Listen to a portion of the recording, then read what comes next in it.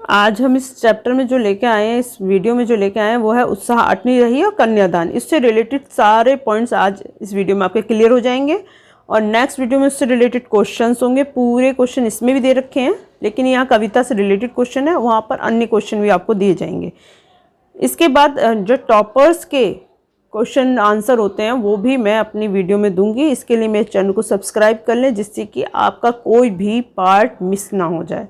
चलिए स्टार्ट करते हैं। उत्साह और अटनी रही है, सूर्यकांत त्रिपाठी निराला द्वारा लिखा गया ये पोयम है। तो उत्साह एक आवाहन गीत है। आपसे पूछा जाएगा उत्साह में क्या बताया कवि ने, तो आप इस लाइन को लिख सकते हो कि एक आवाहन गीत है। इसमें कवि ने बादलों को संबोधित करते हुए संसार की नवीन चेतना जगाने का आह्वान किया है।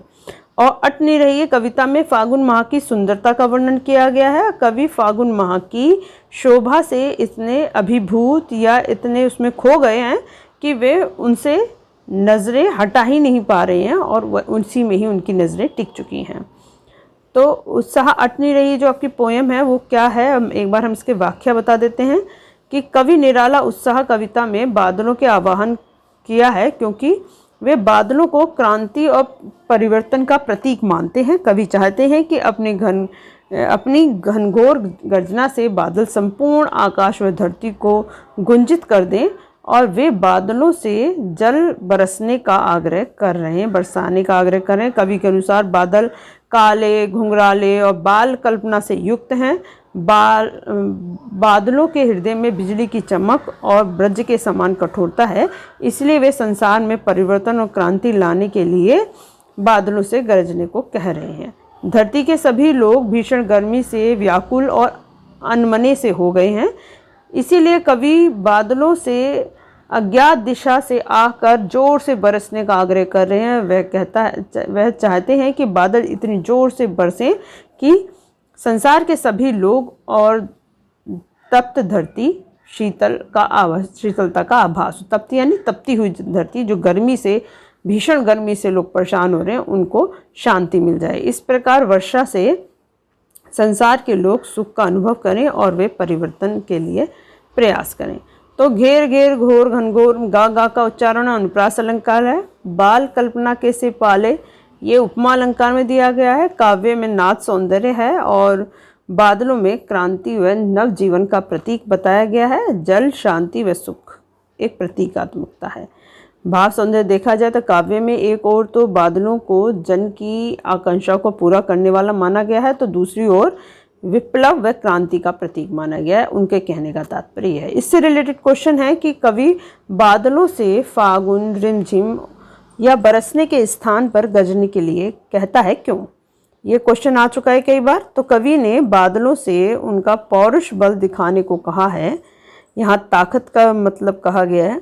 वह चाहता है कि बादल जोर से गर्जना करें और बरसे, ताकि भीषण गर्मी से तृप्त धरती शीतल हो जाए और उदास व अनमने जो व्यक्ति दुखी हो रहे हैं उन लोगों के मन में उत्साह का संचार हो, जिससे कि पुरानी रूढ़ियां और विषमताओं से समाज की मुक्ति करवाने में सहायता मिल सके। तो सामान्यतः विद्यार्थी यहाँ पर जो गलतियाँ करते हैं, एहतियात किस चीज़ का आपको रखना है कि बादलों का अर्थ बरसना लेते हैं, जो कि अनुचित है। यहाँ उनका गूढ़ अर्थ पर ध्यान देना है कि वो बादलों के द्वारा परिवर्तन करना चाहते हैं। अब कविता का शीर्षक उत्साह क्यों रखा गया है, वेरी इंपॉर्टेंट क्वेश्चन है। तो इसका आंसर होगा, जब बादल भीषण गति से आकर गरजते हैं तो धरती का संपूर्ण ताप समाप्त हो जाता है। जैसे आप देखते होंगे गर्मी के टाइम में अगर बारिश हो जाए तो आप बहुत खुश हो जाते हैं, सेम वैसे ही इसमें बताया गया है, जिससे चारों ओर से परिवर्तन, वातावरण में नवीन उत्साह का भी संचार होता है। देखिए बादल जब चारों तरफ से आते तभी आप लोग खुश होना शुरू होते हैं, तो वही संचार इसमें बताया गया है। इसीलिए कवि बादलों का आह्वान कर रहे हैं, लोगों को परिवर्तन और क्रांति की ओर अग्रसर कर रहे हैं। वह चाहते हैं कि सुप्त यानी सोया जो समाज है उसमें परिवर्तन की नई लहर आए, और ऐसा तभी संभव है जब लोग उत्साहित हों। इसीलिए कवि ने कविता का शीर्षक उत्साह रखा है। अब अटनी रही है, ये क्या बोल रहा है? अटनी रही है जो फागुन का सुंदरता का वर्णन है। फागुन माह जब आपके होली का समय आता है उस समय की बात है। तो तो इस कविता में कवि ने फागुन माह का मानवीयकरण करते हुए, मानवीयकरण यानी इन्होंने जब कविता लिखी है तो इसमें बहुत सारे मानव रूप को दिया, सांस लेना है ना, घर घर भर देना, ये सब मानव का कार्य होता है, तो इसलिए मानवीकरण इसमें करा गया है। उनकी सुंदरता का बड़ा ही मनोहर ढंग से वर्णन किया गया है। कवि फागुन की शोभा को की सर्वव्यापकता का वर्णन करते हुए फागुन से कहता है कि हे फागुन, तुम जब सांस लेते हो तो तुम्हारी छोड़ी हुई सांस से संपूर्ण वातावरण सुगंधित हो जाता है। तुम्हारी यही सुगंध धरती के साथ साथ आकाश को भी सुगंधित कर देती है। फागुन की यह व्यापकता कवि की अभिभूत किए बिना नहीं रहती और वह चाहते हुए भी अपनी नेत्र यानी अपनी आंखों को हटा नहीं पा रहे हैं। यहाँ सुगंध का मतलब, ये सुगंधित करना मतलब उस समय बहुत नए नए फल फूल पत्तियाँ आती हैं और उसकी सुगंध, उसकी खुशबू सारे वातावरण में फैलती है। कहीं कहीं हरी और कहीं कहीं लाल नव पल्लवों से युक्त डालियाँ कवि को आकर्षित कर रही हैं। हरे भरे वृक्षों पर सुशोभित फूल फागुन के हृदय पर फूलमान माला के समान सुशोभित हो रहे हैं। स्थान स्थान पर फागुन की शोभा इस प्रकार फैली हुई है कि कवि की आंखों में समा नहीं रही है, वह सुंदरता को वो समा नहीं पा रहे। देखा जाए तो ये खड़ी बोली में लिखी गई संस्कृत निष्ठ है, सरल भावानुकूल प्रभावशाली भाषा का प्रयोग किया गया है। घर पाठ पाठ पर में पुनरुक्ति प्रकाश अलंकार है। काव्यांश में फागुन का मनवोचित व्यवहार करने के कारण मानवीयकरण इसमें किया गया है। अब भाव सौंदर्य देख लेते हैं क्योंकि क्वेश्चन इसी से रिलेटेड होता है। तो भाव सौंदर्य के अनुसार कवि ने फागुन माह की प्राकृतिक शोभा को इतना मनोहारी बताया है कि सुगंधित पवन में संपूर्ण वातावरण को सुगंधित कर देती है। आकाश में अठखेलियां करते हुए पक्षी, नवीन पत्तों से लदी हुई डालियां और पुष्प समूह ने कवि ने मंत्रमुग्ध कर दिया है। नहीं, वो उसी में ही समा गए हैं, उसी की तरफ देख रहे हैं। अब होली के आसपास जो क्वेश्चन आते हैं वो कुछ इस प्रकार से, होली के आसपास प्रकृति में जो परिवर्तन दिखाई देते हैं उन्हें लिखिए। तो होली के आसपास प्रकृति में होने वाले परिवर्तन निम्नलिखित हैं। होली के आसपास वसंत की सुहानी बहार आती है। सरसों के जो फसल पककर कटने के लिए तैयार होती है और वृक्षों में की डालियों में नव पल्लव, नए पुष्प, पल्लव यानी नए पत्ते, नए पुष्प खिल रहे होते हैं। कोयल की मधुर गान से वातावरण सुगंधित हो जाता है। आप एक लाइन में लिख सकते हैं, वातावरण में ना तो अधिक गर्मी होती है और ना ही अधिक सर्दी होती है, जिसके कारण वातावरण बहुत सुहाना बना रहता है। अब नेक्स्ट क्वेश्चन है, फागुन में ऐसा क्या होता है कि बाकी ऋतुओं से भिन्न है? तो फागुन का महीना सभी महीनों में सर्वश्रेष्ठ होता है। इस माह में ही वसंत ऋतु का आगमन होता है। प्रकृति में चारों ओर सौंदर्य व्याप्त होता है। जहाँ सर्दियों में सब तरह से शीतलता की ठुठलन फैली होती थी, वहीं पतझड़ में पेड़ पौधे उदासीन और बेरंग खड़े होते हैं। वहीं वसंत के सर्वत्र सौंदर्य फैला हुआ होता है। पेड़ पौधे नव पल्लवों से पल्लवित एवं पुष्पों से पुष्पित हो जाते हैं। कोयल मधुर गीत गाती है, मोर नाचने लगते हैं, प्रत्येक प्राणी का मन उत्साहित हो जाता है। इसका एक ही क्वेश्चन आएगा, उसका आंसर यही है। बस लाइनों को उठा के दे देंगे। अभी हम क्वेश्चन डिस्कस कर रहे हैं, उसी से आपको पता चल जाएगा। अलग अलग लाइनों को दे देंगे लेकिन सबका मतलब एक ही है। बस क्वेश्चन कैसे आ रहे हैं इस पर ध्यान दो। एक पैराग्राफ ही इसका आएगा, उसको रट लेना, पक्का आएगा। सामान्यतः विद्यार्थी फागुन का अर्थ सावन या भादों से लेते हैं, वो अनुचित है। ये सावन या भादो वाला महीना नहीं है, ये वसंत ऋतु का आगमन होता है। इसका सही अर्थ यही है, तो इसका ध्यान रखना है आपको। कवि की आंख फागुन की सुंदरता से क्यों नहीं हट रही हैं? तो प्रकृति की सुंदरता को देखकर कवि का मन अत्यंत प्रसन्न है। हरे व लाल पत्तों से युक्त डालियां और पुष्पों से सुगंधित वातावरण कवि का मन आकर्षित कर रहे हैं। संपूर्ण वातावरण में हर्ष और उल्लास छाया हुआ है। प्रकृति प्रेमी होने के कारण कवि इतना अभिभूत है कि उनकी आंखें हटाने पर भी हट नहीं रही हैं।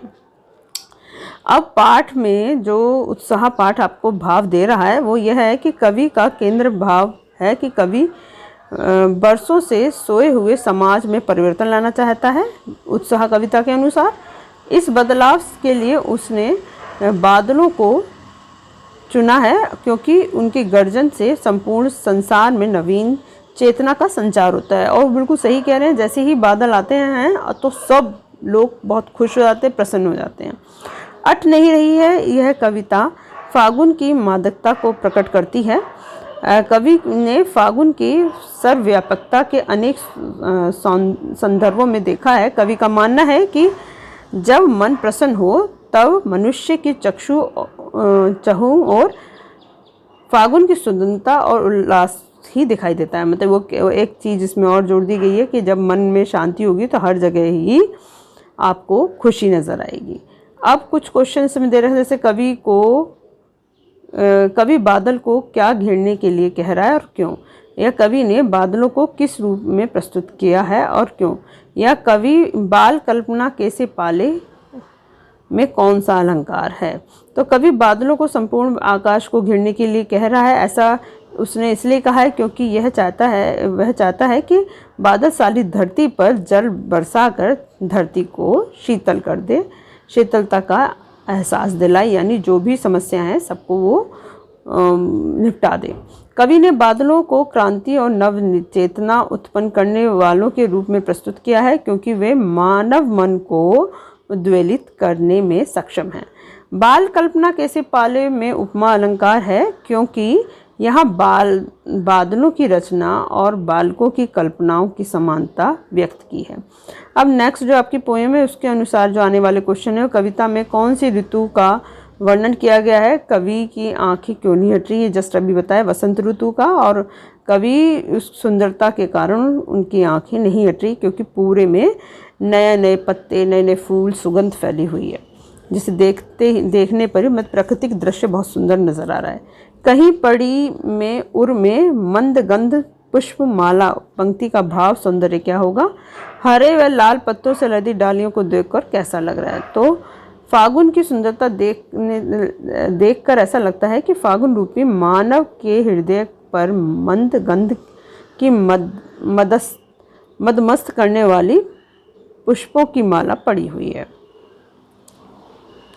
आप देखिए, इससे रिलेटेड कुछ क्वेश्चंस और देख लेते हैं हम। फागुन की आभा कैसी होती है? मेरे को उम्मीद है कि आप जो अभी हमने जितने भी क्वेश्चन डिस्कस करे हैं आपके धीरे धीरे माइंड में सेट होते जा रहे हैं, मुझे ये उम्मीद है, क्योंकि वो चीज़ बार बार रिपीट हो रही है। बस आपको क्वेश्चन देखने की क्वेश्चन कैसे आ रहे हैं, इसलिए वीडियो को लास्ट तक देखें, क्योंकि एक बार माइंड में अगर आपकी हिंदी सेट हो गई उसके बाद आपको ज़रूरत नहीं है पढ़ने की। तो फागुन की आभा कैसी है और अट नहीं रही है में उनकी स्थिति कैसी वर्णित हुई है? तो फागुन की आभा सर्वव्यापक है और सृष्टि के कण कण में समाई हुई है। चारों ओर सुगंधित वातावरण व्याप्त है। फागुन की आभा उनकी सर्वव्यापकता के दर्शन पेड़, पत्तों व फूलों आदि से होते हैं। कवि ने फागुन के सौंदर्य को स्पष्ट करते हुए कहा है कि फागुन का सौंदर्य चारों ओर झलकता है और वातावरण को सुगंधित कर देता है। उत्साह कविता में कौन विकल और उन्मय थे और कैसे और क्यों? तो उत्साह कविता में संसार के सभी जो मनुष्य हैं वो विकल और उन्मय हो चुके हैं, जो क्योंकि गर्मी निरंतर बढ़ती जा रही है, यानी उनकी परेशानी के बारे में बताया गया है। बादल के न बरसने के कारण लोगों में बेचैनी और व्याकुलता भी बढ़ती जा रही है। भयानक गर्मी के कारण धरती भी जलती हुई सी प्रतीत हो रही है। उत्साह कविता में सुंदर कल्पना और क्रांति चेतना दोनों हैं, कैसे? तो उत्साह कविता में कवि ने बादलों की सुंदर कल्पना और क्रांति चेतना का प्रतीक माना है, क्योंकि बादल नित्य नवीन काल्पनिक आकार लेते हैं। वे अपनी गर्जना से संपूर्ण धरती पर परिवर्तन की लहर ला देते हैं। उनसे प्रेरणा लेकर दुखी और निराश व्यक्ति के मन में भी नवीन आशा का संचार हो जाता है। नेक्स्ट क्वेश्चन है, उत्साह कविता में बादलों के माध्यम से कवि निराला के जीवन की झलक मिलती है। इस कथन से आप कितने सहमत हैं? तो उत्साह कविता में बादलों के माध्यम से कवि निराला के जीवन की झलक मिलती है। इस कथन अक्षरतः सत्य है, क्योंकि विपरीत परिस्थिति में भी निराला हमेशा वज्र के समान कठोर बने रहते हैं और उन्हें मजदूरी और निर्बलों के प्रति सहानुभूति भी है। आए अज्ञात दिशा से अनंत के घन पंक्ति का भाव उत्साह कविता के आधार पर समझाया कर लिखिए। तो इस पंक्ति में कवि ने आकाश के बादलों के छाने की स्थिति का वर्णन किया है। बादल अचानक किसी भी दिशा से आकर आसमान में छा जाते हैं और अज्ञात दिशा से यकायक आकर आकाश को ढक लेते हैं। अब फागुन माह की शोभा का वर्णन कीजिए। तो कविता में कवि ने फागुन माह की शोभा का वर्णन करते हुए बताया है कि उनमें प्रकृति की सुंदरता कहीं भी समा नहीं पा रही है और बाहर झलकती छलकती हुई नजर आ रही है। सर्वत्र फागुन का सौंदर्य व्याप्त है और यह कवि को लुभा रही है और अपनी ओर आकर्षित कर रही है। उत्साह कविता में कवि बादलों की से क्या अनुरोध करते हैं? तो बादलों से अनुरोध करते हैं कि सारे आकाश को घेर कर जोर से गरजें और बरसें। धरती पर रहने वाले लोग गर्मी के कारण अत्यंत व्याकुल हैं। कवि चाहते हैं कि बादल अपने जल को बरसा कर धरती की तपन को शांत करें, पीड़ित व प्यासे लोगों की शीतलता का एहसास कराएं। घेर घेर घोर गगन और तथा काले घुंघराले शब्द चित्र को उत्साह कविता के आधार पर अपने शब्दों में स्पष्ट किए थे। तो उत्साह कविता में कवि ने कहता है कि काले काले घुंघराले बादल सारे आकाश को घेर लेते हैं, जोर से गर्जना करके बरसते हैं। अर्थात बादल को जो काले काले हैं और घुंघराले हैं वे हवा के साथ गर्जना करते हुए चारों ओर से घिर आते हैं। अट नहीं रही है कविता के आधार पर वसंत ऋतु की शोभा का वर्णन कीजिए। तो वसंत ऋतु की शोभा प्रकृति को इस प्रकार फैली हुई है कि वह प्रकृति में समा नहीं पा रही है।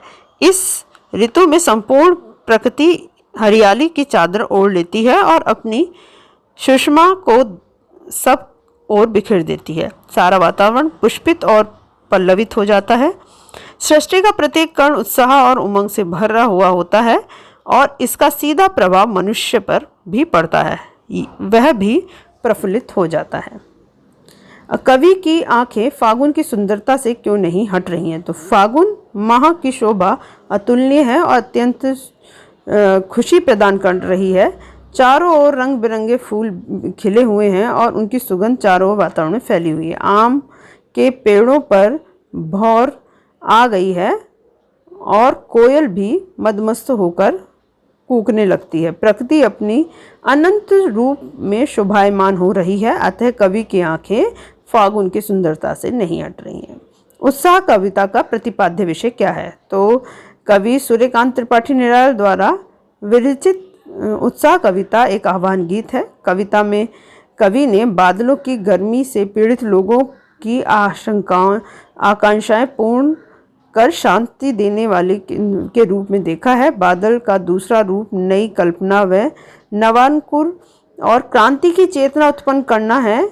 इस कविता में कवि ने जीवन को समग्र रूप से में देखा है, जो कि गर्जना के रूप में क्रांति और वर्षा के रूप में नवोल्लास तथा खुशी का प्रतीक है।